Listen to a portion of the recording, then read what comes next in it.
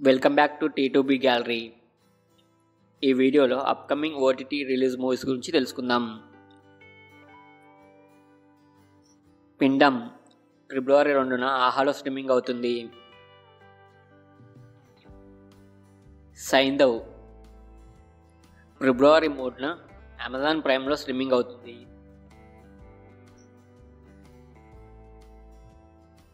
The Marvels ఫిబ్రవరి 7న Disney plus హాట్‌స్టార్లో స్ట్రీమింగ్ అవుతుంది. భక్షక్ ఫిబ్రవరి 9న నెట్ఫ్లిక్స్లో స్ట్రీమింగ్ అవుతుంది.